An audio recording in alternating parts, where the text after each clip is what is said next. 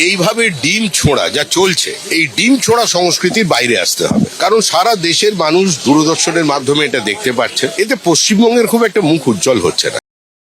তৃণমূল নেতাদের লক্ষ্য করে একের পর এক ডিম থেরাপি, আর তাতেই চরম ক্ষুব্ধ খোদ বিজেপির রাজ্য সভাপতি শ্রমিক ভট্টাচার্য। আসলে তৃণমূল নেতাদের লক্ষ্য করে ডিম থেরাপি, এটা চাইতেও সবচেয়ে বড় কথাই ডিম থেরাপি। ডিম থেরাপিতে চরম ক্ষুব্ধ খোদ বিজেপির রাজ্য সভাপতি শ্রমিক ভট্টাচার্য। তিনি স্পষ্ট ভাষায় বারণ করছেন, বলছেন এতে পশ্চিমবঙ্গের মুখ উজ্জ্বল হচ্ছে না, দেশের বুকেও রাজ্যের মুখ পুড়ছে। কিন্তু প্রশ্ন হলো, দলের সভাপতির এই কড়া নির্দেশের পরেও, কড়া বার্তার পরেও কেন একদল লোক যারা নিজেদের কর্মী বলে দাবি করছেন তারা বারবার ডিম ছুঁড়েই যাচ্ছেন? এমনকি গতকাল হাইকোর্টে এ ব্যাপারে একটা সরকারকে নির্দেশ দেওয়ার পরও ডিম ছোড়া হচ্ছে। কারা এই তথাকথিত নব্য বিজেপি কর্মী বা 4 ঘন্টার বিজেপি যারা রাজ্য সভাপতির নির্দেশকেও বুড়ো আঙুল দেখাচ্ছেন? আজ এই ভিডিওতে আমি ফাঁস করতে যাচ্ছি সেই বিস্ফোরক সত্য। কারা এরা? এটা কি শুধুই জনরোষ, নাকি বিজেপির ঝান্ডা হাতে দলের ভিতর ঢুকে পড়েছে বিরোধীদের সুপরিকল্পিত কোনো স্লিপার সেল? শেষ পর্যন্ত দেখুন, আসল সত্য চমকে দিতে পারে। আমি তারক ঘোষ, আর আপনারা দেখছেন ভয়েস 9 বাংলা।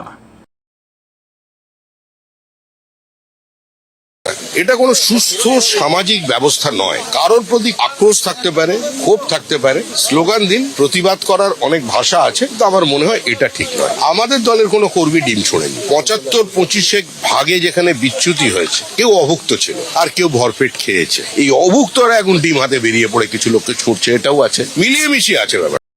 প্রশ্ন উঠছে, ডিম থেরাপি নিয়ে শ্রমিক কেন চরম ক্ষুব্ধ?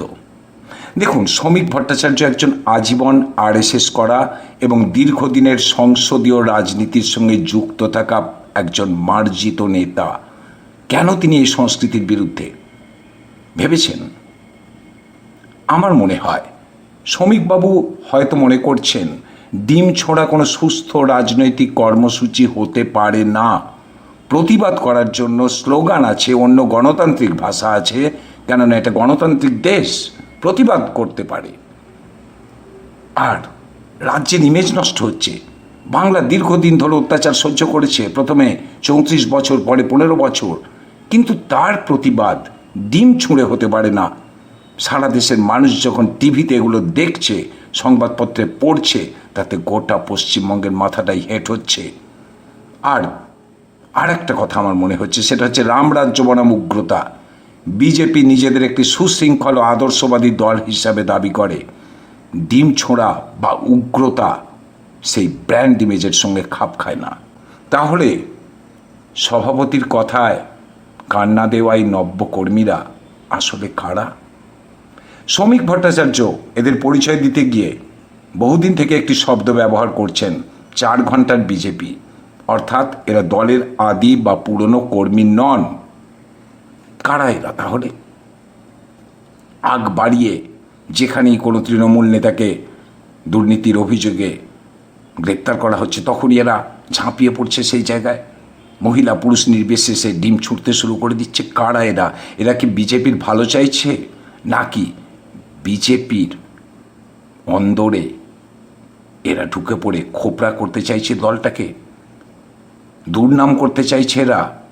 কারা এরা? এরা কি সত্যি বিজেপি কর্মী, নাকি অন্য কোনো দল থেকে এসে বিজেপি দুর্নাম করার চেষ্টা করছে, মানুষের মধ্যে বিভেদ সৃষ্টি করার চেষ্টা করছে? সুবিধাবাদী অংশ বা অন্য দল থেকে পুলিশের মার কিংবা ডিম থেরাপি থেকে বাঁচতে রাতারাতি গেরুয়া রং গায়ে মেখেছে বলে মনে করছেন অনেকেই। বিজেপি দলের পুরনো কর্মীরাও সে কথাই বলছেন। 75-25 ভাগ যেখানে বিচ্যুতি হয়েছে, কেউ অভুক্ত ছিল আর কেউ ভরপেট খেয়েছে। অর্থাৎ দুর্নীতির ভাগ বা ক্ষমতার লোভে এরা বিজেপির ঝান্ডা ধরেছে। বুঝতে পারছেন? এরা হয়তো অভুক্ত ছিল, ভাগে পায়নি, তাই এসে ডিম থেরাপি করে নিজেদের বড় বিজেপি সাজানোর চেষ্টা করছে, আর অনেকে এগুলোকে প্রশ্রয় দিচ্ছে। আর একটা কথা, সেটা হচ্ছে রাতারাতি বড় নেতা সাজার চেষ্টা।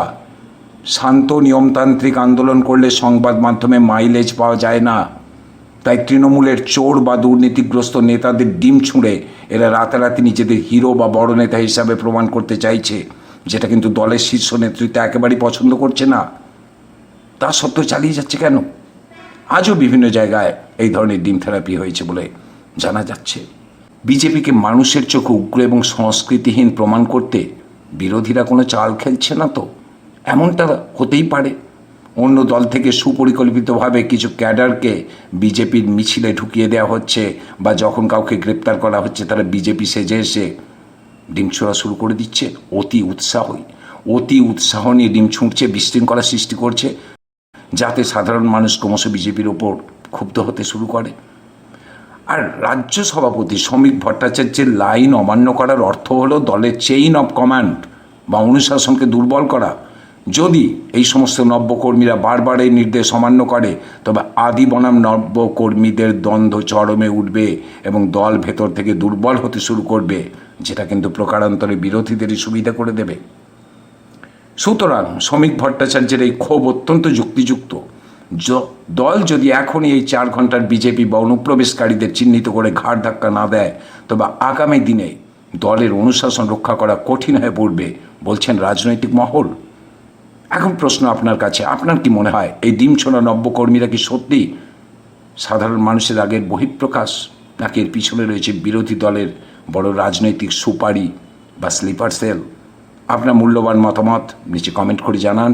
ভিডিওটা ভালো লাগলে লাইক ও শেয়ার করতে ভুলবেন না। দেখা হচ্ছে পরের ভিডিওতে। এতক্ষণ আপনারা দেখছিলেন ভয়েস 9 বাংলা, মানুষের পাশে, সত্যের পক্ষে।